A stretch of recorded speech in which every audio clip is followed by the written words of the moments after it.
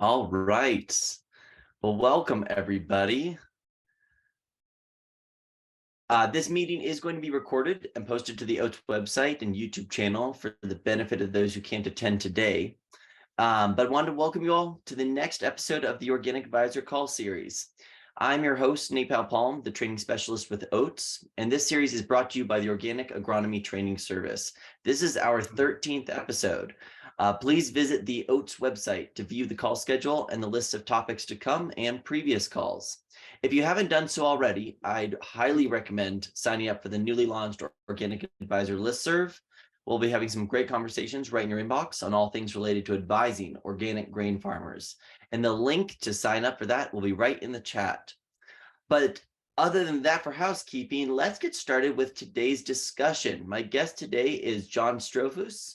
And John is the founder and CEO of the brand Field Theory and leads a farmer direct contracting program for in-demand food crops such as sunflowers and buckwheat.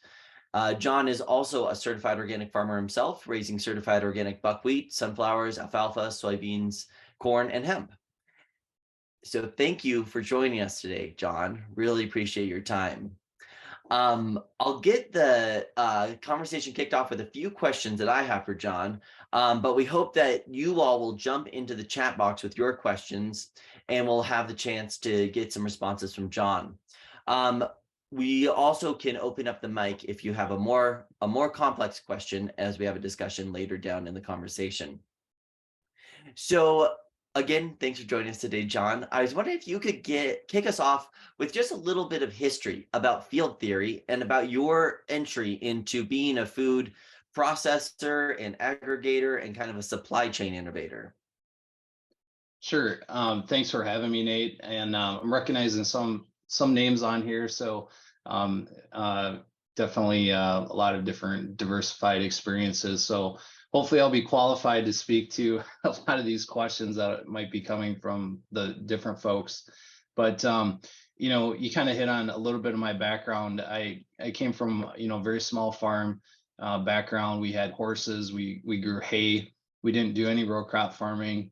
I never thought I'd be a farmer because I thought farming meant, huge equipment and all this land. And we just didn't have that, when I was growing up. And so I spent about 20 years in corporate America working for an IT company. Had a great experience. I learned a lot of different things. I've got a completely different education. And I've always sort of been a lifelong serial entrepreneur in different ways. Just as a kid, I was the guy who at least wanted to have the lemonade stand at the end of the driveway kind of a guy. So like many people, they experience a life event. And for me, it was my father's passing in 2008. I had always been back, home helping out and things like that, but very focused on my career. But my career was becoming less satisfying because, I was sort of the sales guy trapped in a role that wasn't, selling or proving my own value, if you will. And so I was looking at other ways to, explore other opportunities outside of my career in the first place. And then with my father's passing, like many, you kind of have to make a decision. Are you going to, buy out the estate, depending on how things are structured within your own family? And my wife and I decided that we would do that, and basically took over our farm operation for horse boarding operation, which is fairly sizable. It's about 65 horses that we care for today. And then, I started looking at things differently again, like most next generation operators. How can we now pay a mortgage essentially on something that was paid for? How can we make the farm more profitable? How can we make it more interesting? So we started bringing some beef cattle into the operation, mainly because good friends of mine and myself included, we would go in together and buy beef and direct from farms. And my friend said, "Hey, you got a farm, you control it now. Why don't you raise beef on your own farm, and we're going to buy them." So we started doing that, and that worked out fairly well. I started collaborating with a good friend of mine So now we operate 40 to 60 head of cattle. It's all direct to consumer beef that we sell that way. So that kind of gives you a little bit of flavor, I think, for just how we were looking at diversifying the farm. And again, I started working with a neighbor, and we increased our hay production. We started brokering a lot of hay, so making another business unit out of the farm. And then in 2016, hemp came along, and I didn't know anything about hemp. I thought hemp was the stalk of the marijuana plant. And I just said, I want to be the first person to do this, and we'll figure it out. And that's kind of what we did. We were the first to grow in Minnesota in 2016. I knew that we needed a corporate entity to silo that business and to do all the branding that went along with it. So we created Minnesota Hemp Farms in 2016. And the focus was taking hemp grain. So we haven't really been very active in the whole CBD market and the bubble, if you will, that happened with hemp. We weren't really involved with that. So I think that was a little bit of knowledge or foresight and a lot of luck more than anything. So we created Minnesota Hemp Farms. We focused on growing grain and using a toll processor network because unlike farming, which now I'm involved with a lot of the capital side, the IT industry taught me to be capital light. So keep your assets low, work on your expense side, and that's a better program. It allows you to be a little bit more nimble. And so in the hemp side of the business, that's definitely been true. So we use toll processors to make a lot of the hemp seed products. We sell those in bulk to large food manufacturers and other brands. In parallel with that, we created a brand called Field Theory, and it's on this side of my display. And Field Theory was meant to be a consumer packaged good brand, so a retail brand that you can find in grocery store. And a lot of you may have a store near you where we have some products. So we have our hemp heart products, some hemp seed oils, and then most recently in the last year, we launched a couple baking mixes which have upcycled spent brewer's grain in them. So we take through a company that we're actually invested in called Net Zero. We recapture some spent brewer's grain from different breweries, and we incorporate that into our wheat blend for our pancakes and muffins. And those also have hemp seed in them. So we have a national presence now, and we're working to expand our retail brand under the Field Theory banner. So we sell hemp products in Minnesota Hemp Farms in bulk. We sell retail in the Field Theory brand. And then what happened between those two polar things, fairly quickly in 17, 18, we started developing relationships with food companies, other brands. And, they were buying hemp from us, and then they started asking questions, and they knew we farmed.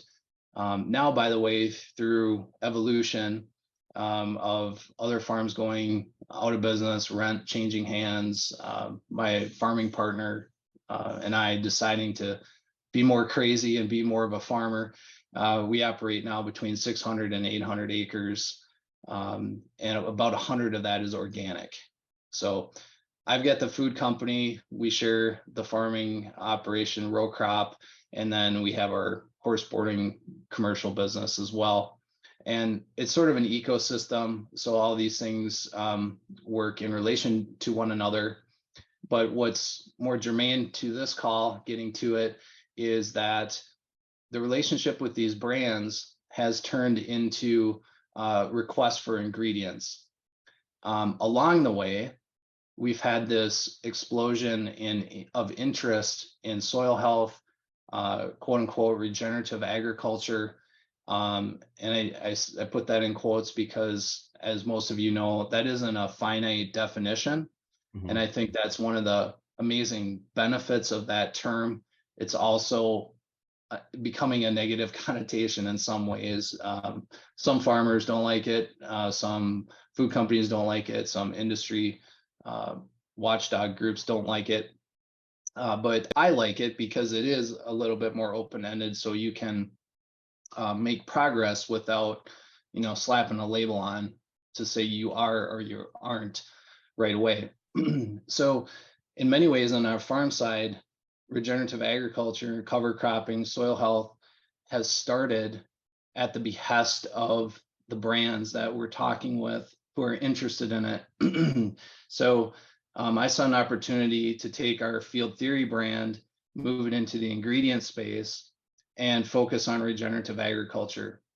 And now what we're trying to do through our 4th year of a sunflower program, we're starting this year in buckwheat, is to create a group of growers who work in some of these, I'll call them specialty crops, but more identity preserved, soil health focused growing practices, and feed that through a much smaller supply chain, our supply chain, using our toll processors and getting those into a brand that makes, many different products, crackers, breads, cereals, those types of things, and have a little bit more intimacy, a little bit more transparency, and ultimately, hopefully a better overall working relationship from farm all the way up to brand level.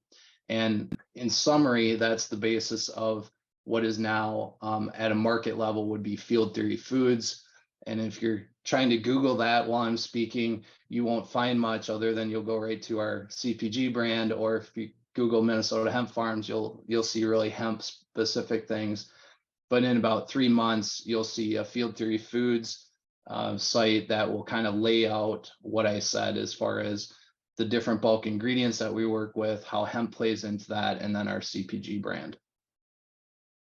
So you and I got first acquainted via that sunflower program with Simple Mills reaching out that you've got this basically aggregation and putting farmers together, which was really cool because it was so direct. There's so little daylight between the farm and the brand, with you acting as that convener. Could you speak a little bit to how, when you started to get into this space and started to get requests for these different crops from brands, how you made a crop rotation that functionally allowed you to meet that brand demand, but also not lose your head as a farmer, trying to learn how to do these fairly novel crops. You're based in Minnesota, so there's not a ton of buckwheat, flax, hemp, these other crops. So how did you tackle that during your transition and then now as an organic farmer? Well, I wish I had a great answer for you. It was kind of a hot mess, and it still is. I mean, that's the honest truth. So again, in perspective, on, let's just say, an average of 700 acres that we operate, 100 of those would be organic. And really, because unfortunately of the land that we own is very small. Even my farming partner, he has about an 80, we have about 80 tillable. So the organic is on the owned land that I have personally.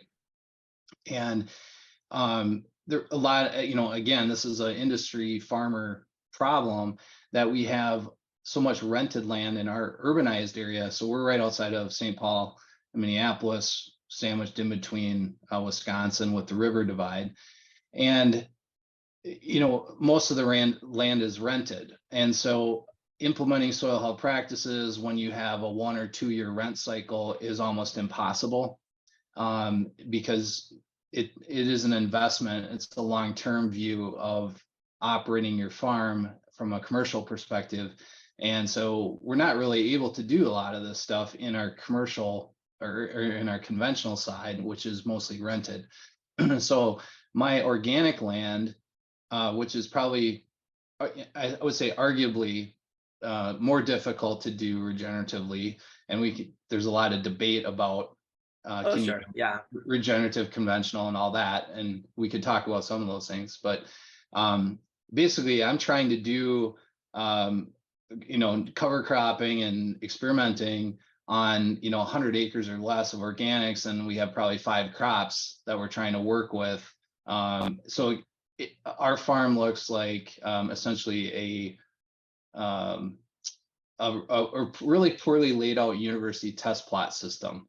Uh-huh. So I think we have coalesced now for, I'd say 5 years now of bringing in a few of these things in my mind, which would be a fairly good crop rotation.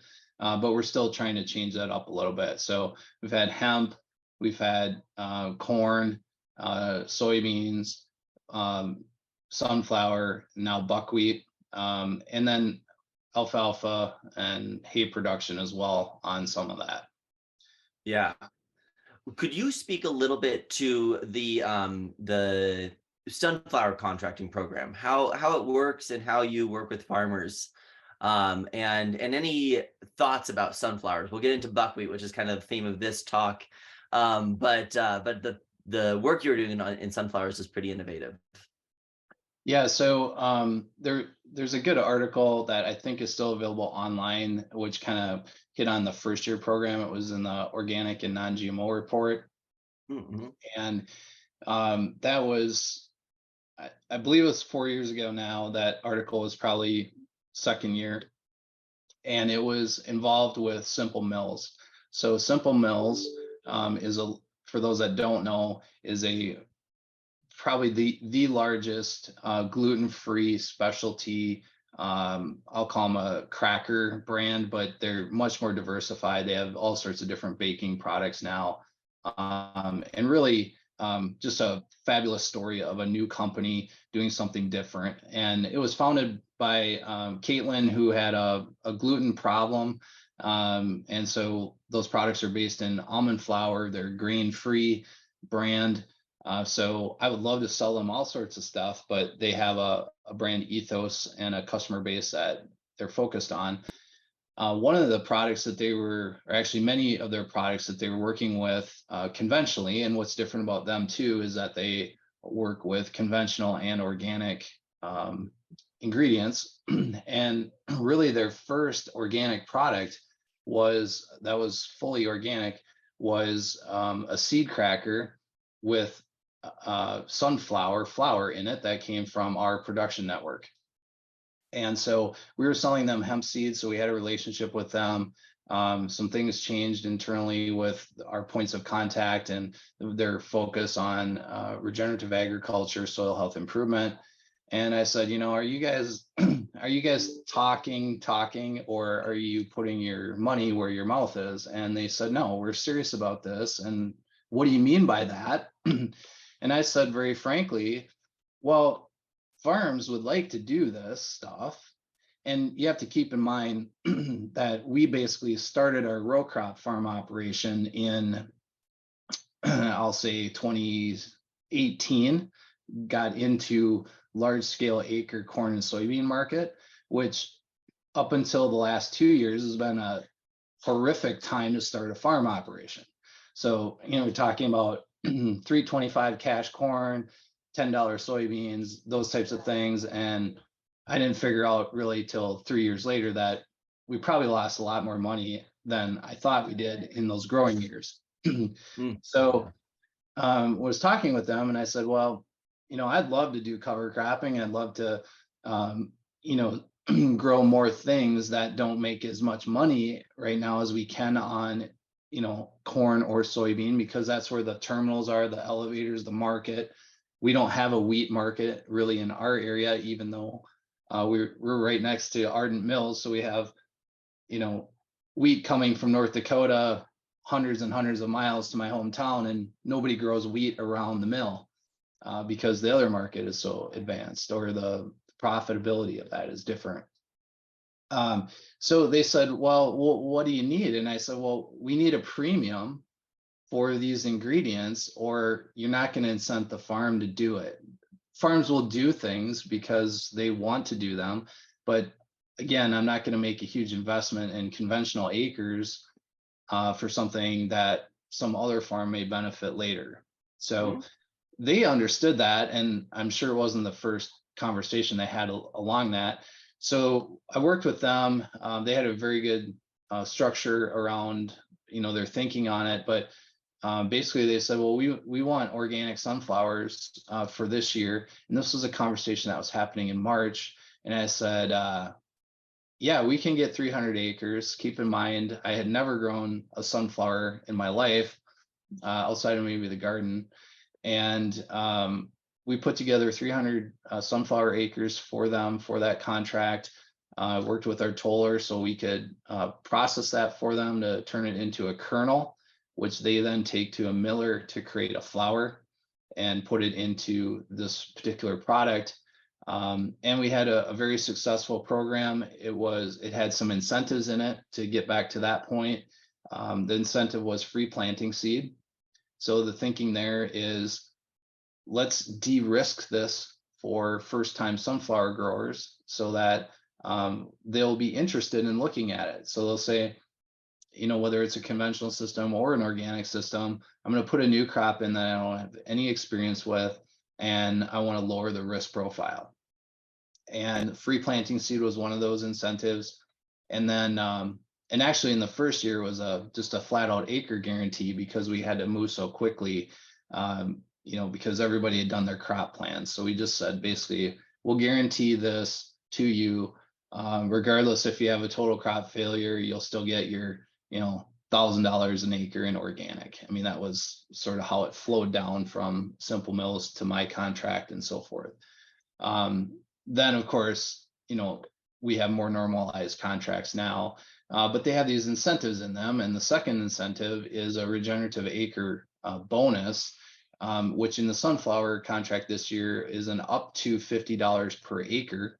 And what that is the growers will submit receipts to me, which will be for things like cover crop seed, planter modifications, livestock fencing that they might be investing in for the first time, or enhancing the way that they rotationally graze on those particular acres, which is all feeding that soil health ecosystem and has legitimate merit for that refund, if you will. And almost all the growers had received the full $50 per acre. And that was a direct benefit passed through from Simple Mills to me and on to the grower. So that's kind of how our sunflower is structured. It's identity preserved. We have, pretty open contract as far as requirements. We can take some different material because it's being milled and make more value out of that kernel than some of the other processors. But gluten-free is probably the biggest hurdle that we have because it's going directly for this brand, and that's 100% their brand ethos. Yeah, I just loved that free seed component of when we talk about sharing risk for farmers. I thought that was really a really innovative incentive.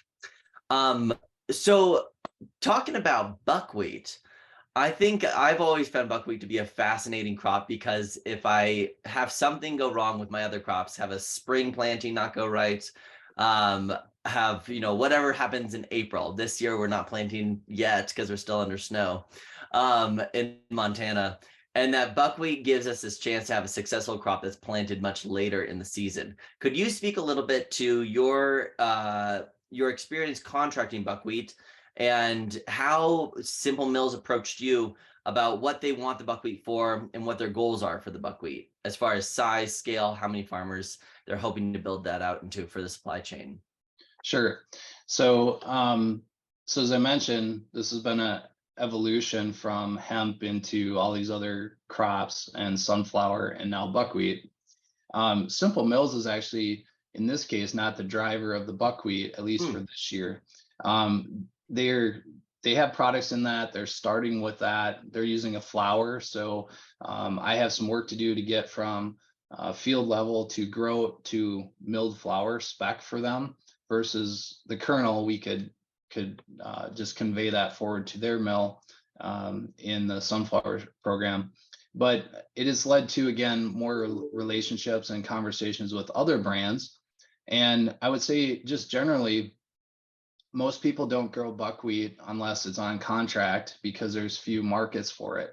I would say that, and I'm a little bit unintentionally biased because I'm working in a food system, and I'm working with some, I'll call them more specialty brands, but I'm seeing more of those specialty brands looking at buckwheat as an ingredient. So I think, in a sense, it's not going to be, perhaps like a sunflower or, wheat or anything like that. But I think it will be more of a commodity product that specialty aggregators or processors that we have today, and there's very few across the United States that deal with and work with buckwheat. I think they're going to be seeking excess supply over time. I can't say this year or next year, but there seems to be more brands that are interested in buckwheat for its characteristics as a gluten-free crop, that they can still make, bakery products with. So that's led to the need to produce more buckwheat for a couple brands that we are working with. Simple Mills is sort of would be on the tail end of that. But this is our first year actually going out and contracting. So I'm, as I said at the beginning, we have a lot of experience on the call. There's maybe some folks that have grown more years of buckwheat than we have. We've had it 2 years on farm, one in a very small scale, and one last year that was at about 30 acres of our 100-acre organic production. So this is the first year that we're seeking. We're targeting about 1,000 acres of organic buckwheat for 2 specific customers that we're working with right now. Awesome. Do you have any contracting acres that you're still hoping to fill? Or are you all full for this year? Yes, right now we're still looking for about half of that. Cool. So folks on the call, if you have farmers that you're advising who would be interested in this, I'll share John's information. And hopefully we can round up some more acres, because it seems like a really cool opportunity. When you're talking to farmers about growing buckwheat, what are some of the challenges or opportunities that you describe as they're asking you about how it fits into, a more traditional rotation? Well, I think each farm is going to have a different perspective on this. Definitely conventional versus organic. But number one, you're adding in a crop, another crop. The benefit of buckwheat is that you have more of a planting window. So if you have crop failure, or in organics, we're planting later anyway on almost every crop. So if you have some things that are going wrong, or you have wet spring conditions, or dry, and then you start to get into a moisture cycle and things aren't looking good, and you're thinking about starting over, buckwheat is one of those crops that you can plant later and will give you more runway for a successful crop. Also, depending what region you're in, and even in Minnesota, we can look at this possibly as a double crop situation with someone that's doing peas, or whatever crop we're kind of getting off early, can still get buckwheat in July and have some sort of a second or double crop. On the flip side of it is, if you're still planting buckwheat kind of an earlier time, you can get it off fairly early in September and get your cover cropping down. So it gives you more opportunity in that way, as some people are using, winter wheat or early days soybeans or things like that, so that they can get cover crops established. So I think crop diversity, planting window is a benefit. Typically, buckwheat has been not as commercially attractive, so people are growing it, I think, more from a crop rotation perspective and more from that planting side than they are from the commercial side. But it's also doing a lot of great things as far as mining phos. I think, again, I'm not an agronomist, so I'm a little bit Google dangerous, but there's a lot of great information out there from North Dakota State University and some other publications talking about agronomy specific benefits, but the mining of phosphorus and other nutrients is very good in buckwheat. Also, it's a great cover crop. It establishes quickly. I'm very impatient, so I like hemp because it comes out of the ground in about 4 days. Buckwheat is very similar in that way, from our experience, in those warmer growing conditions with just a little bit of moisture. You see it come out of the ground quickly, and it canopies fairly quickly as well. Yeah, yeah. What are some of the harvest considerations? Is it similar to direct cutting, or do you have to swath it? What sort of infrastructure there? Yes. So I I was very nervous about this when we did it, even with just a 5-acre plot our first time. And planting rate, I think, is one consideration too, which will parlay into your harvest success. Generally, we're targeting about 50 pounds, depending on germination and so forth. Some really large buckwheat growers in organic are telling me 35 to 40 pounds is where they're at. Mm-hmm. I think that's, based on a lot of experience and how they're harvesting at large scale. But I think that 50-pound rate plus or minus, you're going to be pretty good. Over that, I think you have a lodging problem. And we had some of that experience too, where it lodges. And I think that's the benefit of swathing. You can straight cut it. We've never done that. We've swathed it. Most organic people I've talked to have swath first. It's an indiscriminate maturity as well, which makes the timing harvest, it's actually very similar to hemp seed in that regard. So I feel like I was blessed with a little bit of experience trying to figure out when the hemp, which is indiscriminate maturity, is ready. And it's very similar to that in buckwheat. So it's not going to be like everything is brown and ready to go, or we had a frost and now it's done. There's little bits of kernel that are still white. So trying to get that around 80%, laying it down in a swath, and then it's drier at harvest. So that's been our approach. And then any areas where we've had lodging, with the swather, you can kind of work your way in and around and lift that up. And unlike wheat, it doesn't get so matted. So you can still sort of scrape your sickle bar across that and actually get, a stem through into the swath without stripping off all the grain, even when it's lodged. When you're thinking about harvest window, what's that typical planting to harvest date? Is it or do you think about 90 days, or what are you typically looking at for getting that swathing done?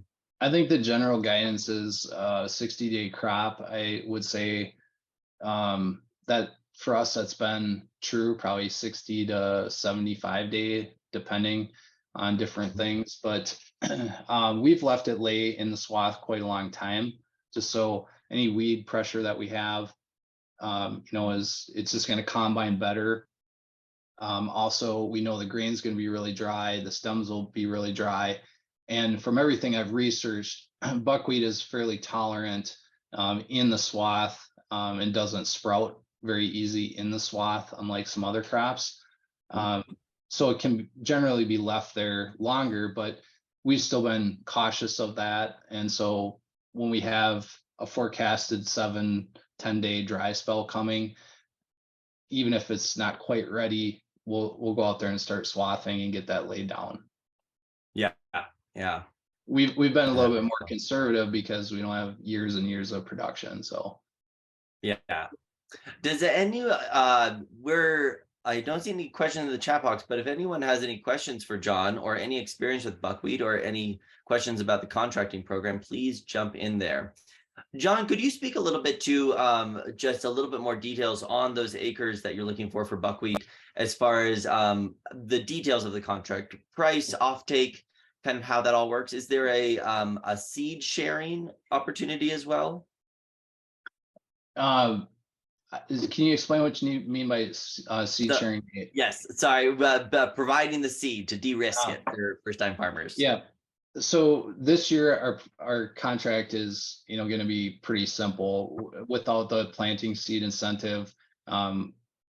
This relationship with this brand we're speaking about isn't quite as mature. So next year, long term, the goal is that we have multiple crops that are in like-minded and similar structure. So we'll have these incentives, crop premium, and be able to get growers into possibly a 2 or 3 year contract commitment for multiple crops. And I think that's fairly unique and interesting too, because nobody has a crystal ball. But we've been through, as most of you know, in everything with an inflationary time, but also in agriculture, just unprecedented price swings. And that's not good for anybody, because at the end of the day, if a brand buys, like a lot of them did on sunflower is a good example, coming into last year when we had the Ukraine and we're not going to have any sunflowers, they paid this premium. Well, now their product is more costly and they're more conservative coming into this next year and not wanting to get long again on that. So they're kind of buying into this concept. We're not mature enough to have this yet, but I think that's a really good thing for farms as well as brands.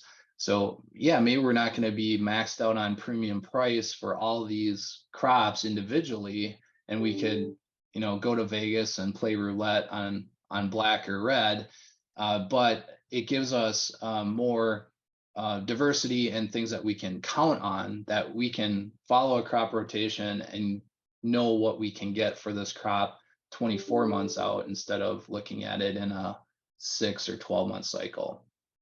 So Absolutely.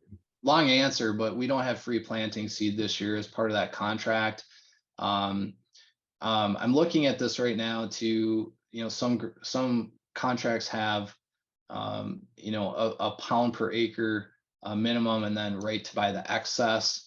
And right now we're at a full production, but it's a little bit grower specific. So talking with them, if they have small acres versus a large acre production, we might want to put a cap on that, to say, we'll take 800 pounds an acre and then right to buy the excess at market value at that time, or possibly even setting that price, but not committing to, if a grower is really exceeding yield expectations, we need some upside protection against, a 2,000 pound per acre potential yield versus someone who might be growing 500 or 800 pounds an acre.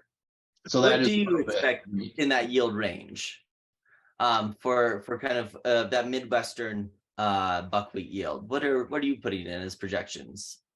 I think 800 to 1,200 is basically the range of organic. If we can plan for 1,000 pounds an acre, I think that's a really good target. And if you can get 800, don't feel bad. Okay. And what is your geographic range that you guys are looking to contract in? And that sort of will lead to another question about your thoughts on, general infrastructure building overall. We talked a little bit about Ardent Mills being right in your backyard, but not buying wheat locally. So first question, what's that range that you guys are looking to contract that makes sense for your supply chain geographically? Well, I would say, the closer, so we're processing up north of Grand Forks, North Dakota, is where we're building this processing and multi-crop system out of. And it's just due to a really great relationship that we have there and just can make the economics work. So then there's a lot of buckwheat grown in North Dakota, but and sunflower too, but basically, the closer to North Dakota would be probably better from a commercial perspective, but really anywhere. I think, within reason, if we can make the transport economics work and we can talk about a farm pickup price versus a delivered cost, we can work with growers to set that. We can take long range views of, what transport's going to cost and kind of know that. And some growers have, a lot of trucking capability, some have none. So it's really dependent in that way. But I don't want to close the door just because someone might be in, 2 or 3 states away. And then generally speaking, and evidenced by all these trucks coming different places, unlike my neighbors who think if they have to drive their soybeans more than 20 miles, it's like, oh my God, I'm going broke. Organic farmers tend to have a different mindset because they're trying to get to specialty markets. And at the end of the day, grain travels fairly economically. I mean, it really does. We're not talking about train levels and things like that at this point, but getting a truck, 400 to 600 miles away isn't the end of the world. Mm-hmm. Absolutely. So talking a little bit more about offtake, this has been a thing that I've been interested in on a few of these different calls. What do you see as some of the great barriers to getting more offtake opportunities? So, kind of pulling farmers in from that conventional mindset that they don't want to go very far with their grain. They want to try to drop it places that are more in, sort of their historic perspective, reasonable. What would you say is that key catalyst to getting more offtake opportunities around the country so that we can realize more organic acres and make it easier, so it's not quite so, you don't need to be quite such a progressive pioneer in order to stomach the idea of raising organic? Any thoughts on that infrastructure question as you work through it? Maybe I'm gonna ask you to define offtake a little bit better for me, Nate. Sure, So, yeah.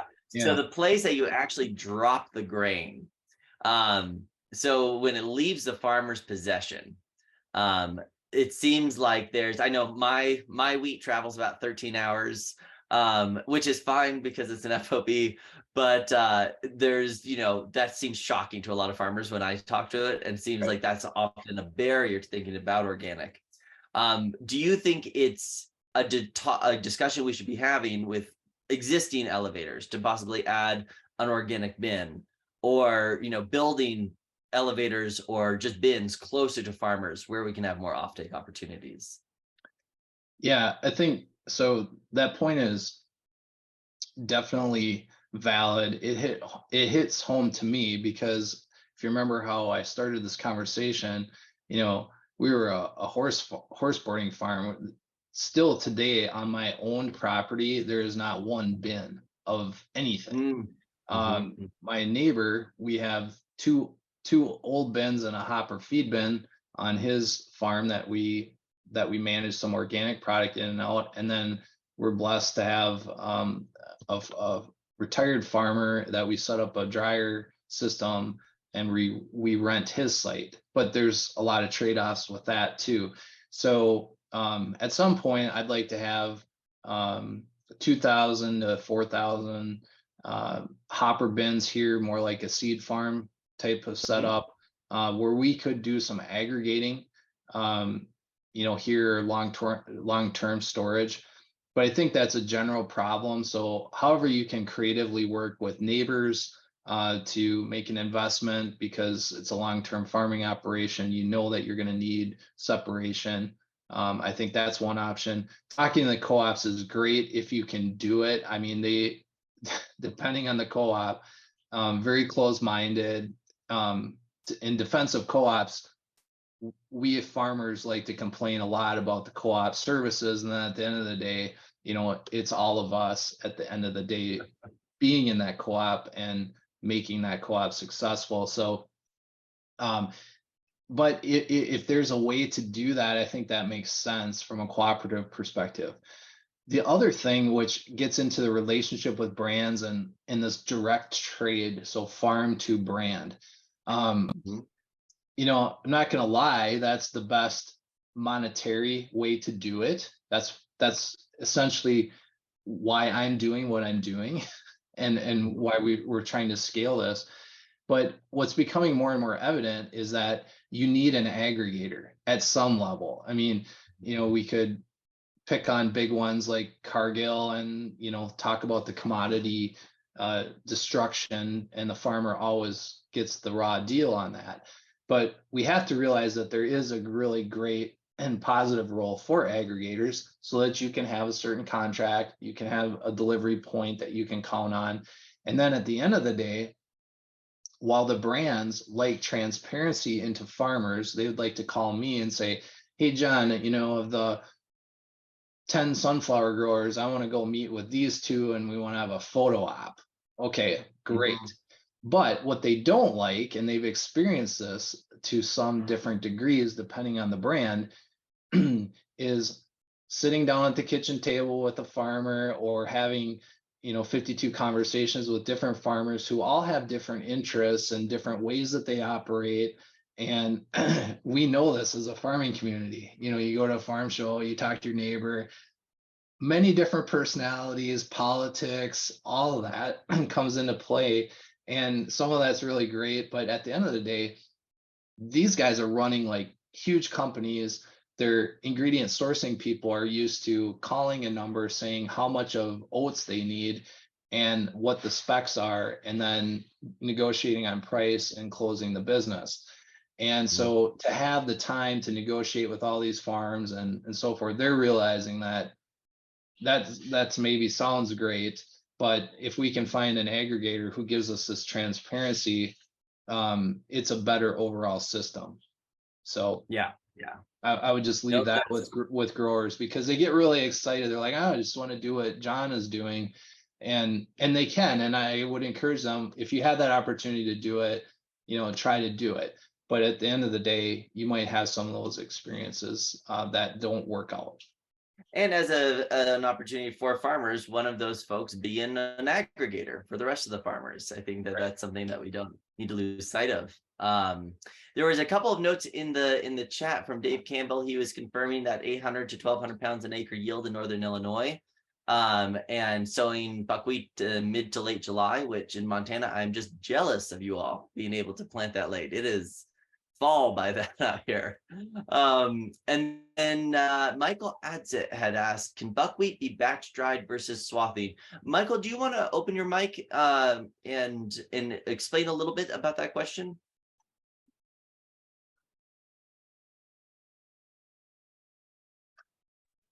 Hi, good morning.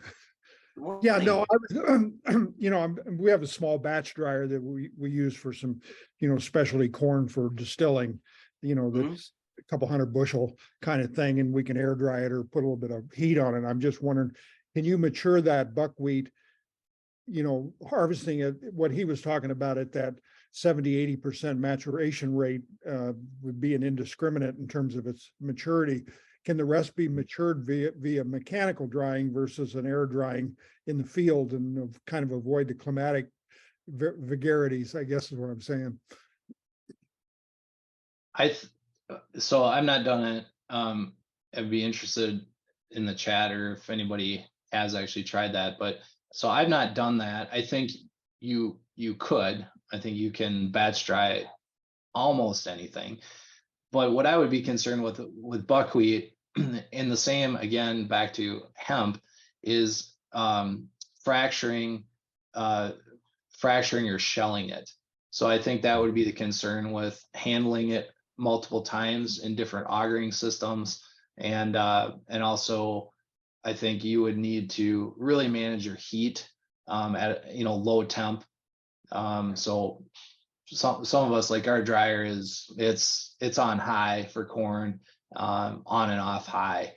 We don't have any low temp that we can manage in a dryer. So I would never put it in our dryer. And I think you're better off just waiting longer till you have those harvest conditions, because I think the efficiencies as well as crop damage would be too detrimental.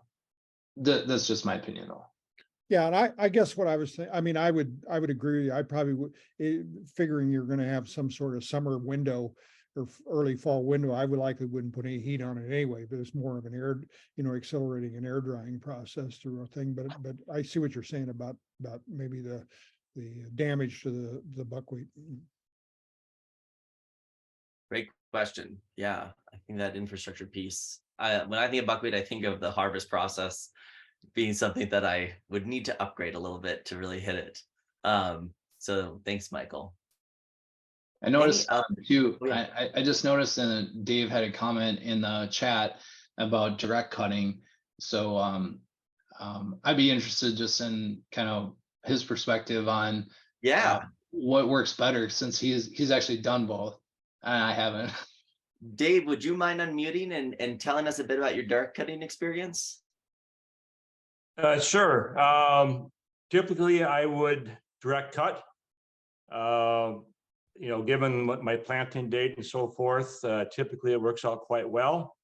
I have swathed before. The trouble with swathing is when you get those November snows and you have a situation where maybe the south side of the windrow is dried off, the north side still has a little snow on the windrow. Ideally, by planting later, you're not going to get very many weeds typically. And so as far as when the swaths dry down the weeds and that's usually not a problem. And but again, there's risk either way. I know as you get up to New York State, Vermont, and those areas, they typically do a lot of swathing. I think it's really like everyone says, depends upon the weather. But I think if you've got a good window where you think you can swath it, the problem is that, in my opinion, it's more like a 90-day crop, in that if you're going to direct cut it, you've got to wait quite a while. And then the problem you have is you're going to get some shattering.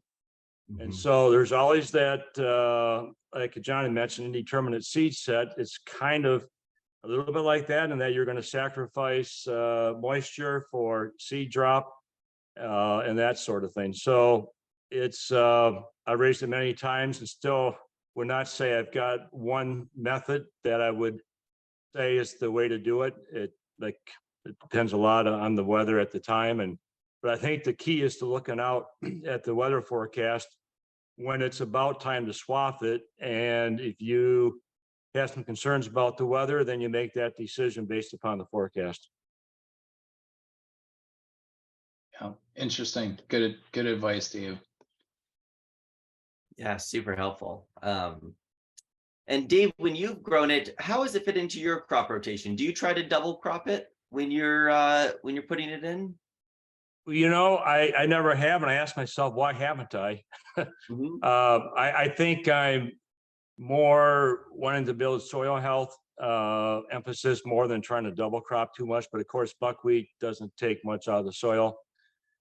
As far as a rotation, it's not necessarily been in a rotation, but I have worked with a rotation, and I would, if I could pick my rotation in my area, which is the Midwest, I would say something like corn, buckwheat, soybeans, with peas and corn, peas cover crop, corn, and then probably back to beans. I really like to place buckwheat before soybeans. Put in it, let's say after corn, I can avoid any fall tillage on the corn ground, let the weeds grow up, flail them off with a mower, and then plant my buckwheat much later. So I'm going to really nail a lot of weeds and doing very little tillage after buckwheat. Really no tillage in the fall, maybe one pass, two at most before soybeans. Then you've got the beneficial insects coming in from a little bit of, not a lot, a little bit of volunteer buckwheat into soybeans. And so I think it fits really well into a rotation, but it's hard in my area, especially our larger scale farmers, to put in buckwheat in the rotation. They'll do it, like John had mentioned, if you can't get in corn, if you can't get in soybeans, from basically 2013 to 2020, when we had wet every spring, then you've got that option, to plant buckwheat where I'm at late July, even maybe the first few days of August. So, but I think it does fit into rotation. Obviously, you want to try to get a market, maybe with an organic seed house or something ahead of time. But even as a cover crop, it certainly is great to plant. But yeah, you could double crop it where I'm at, but it's kind of touchy, more so with wheat. Oats are combined late July, first day or two of August. You can still get it in, but your yields are going to be probably a little bit reduced. Well, thank you for that. That really, I've really enjoyed this conversation. Thank you, Dave. Thank you, Michael. Thank you, John, And this is just one example of, I think, innovative organic farmers trying to figure out how to make their own reality, especially in the supply chain. So thanks for your work, John. And folks, we have the organic field crop course live and accepting more signups. We just had a recent deadline, but please check out the OATS website for more educational opportunities. And we will be back at it next month, so please keep an eye out for our next guest announcement. Thank you again, John, for joining us today, and we'll look forward to keeping in touch. Thanks, Nate. Thank you, everybody. All right, take care, everyone. Thank you.